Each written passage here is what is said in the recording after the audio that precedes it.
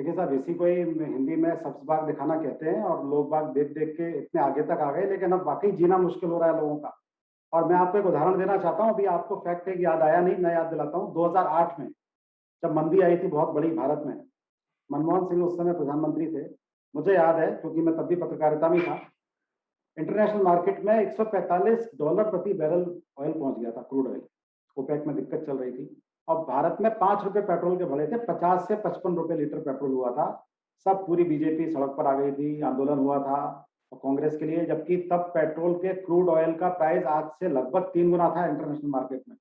आज 3 गुना कम है, और पेट्रोल का प्राइस आज 2.5 गुना ज्यादा है। हम कितने भी तर्क देते हैं साहब, आदमी का जब जीवन जीने में जब उसको तकलीफ होगी तो प्रश्न तो पूछेगा। तो उसी तरह से मैंने पूछा, आपने जवाब भी निश्चित रूप से आपने अपने पूरा उसमें लगाया। अब मैं आपसे एक ऐसा क्वेश्चन पूछने वाला हूं जो आपके पुराने अनुभव के आधार पे हमें उसका उत्तर मिलेगा। आप सूचना प्रसारण मंत्रालय में 3 साल राज्य मंत्री रहे हैं। यह मंत्रालय हम मतलब मीडिया के लिए बेहद महत्वपूर्ण है। आप उन आरोपों पर क्या कहेंगे जिसमें कहा जाता है कि मोदी सरकार मीडिया का गला लगातार दबा रही है?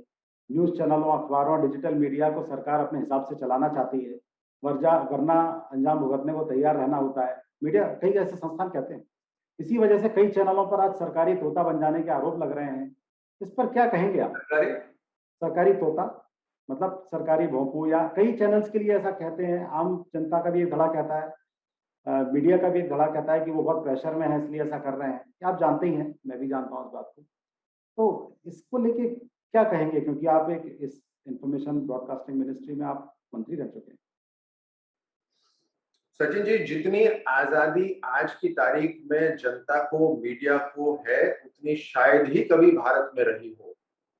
आपको शायद ऐसा महसूस होता हो कि शायद जब इमरजेंसी लगी थी, या जिस पार्टी ने इमरजेंसी लगाई थी, वो पूरी स्वाधीनता देती है अखबारों को।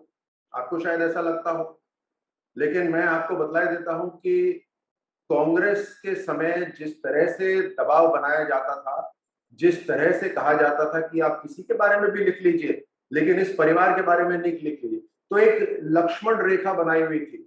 उस लक्ष्मण रेखा के पार कोई भी मीडिया हाउस नहीं जा सकता था। और आज की तारीख में तो मीडिया का एक्सपेंशन जो है वो 1000 गुना है सचिन जी। उस समय जो मीडिया तो लिमिटेड दूरदर्शन की खबर होती थी ज्यादा से ज्यादा, उस समय भी इस तरह का दबाव था। आप सोच सकते हैं आज की तारीख में 1000 गुना एक्सपेंशन है। 400 से ज्यादा तो इलेक्ट्रॉनिक चैनल्स हैं केवल खबरों की, और 50,000 वेब पोर्टल्स हैं, न्यूज के 50,000 वेब पोर्टल्स।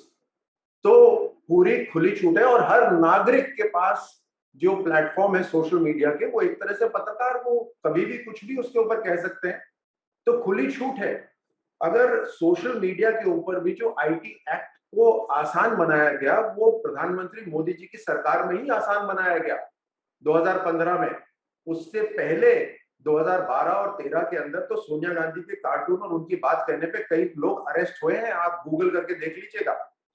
तो ये तो कहने वाली बात है, और ये कहने वाले लोग भी चंद मुट्ठी भर लोग हैं।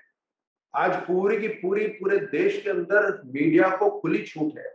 अब ये देखिए, कंपेयर करिए कि कौन से प्रधानमंत्री के ऊपर सबसे ज्यादा आक्रमण हो रहे हैं मीडिया हाउसेस से, तो उसमें भी प्रधानमंत्री मोदी जी हैं, जो सब कुछ सहते हैं, सुनते हैं। खुली छूट है बिल्कुल। तो ये तो भ्रमित करने का एक तरीका है सचिन। चलिए, आपके हिसाब से प्रेस फ्री है, और बहुत अच्छी बात है अगर ये है तो।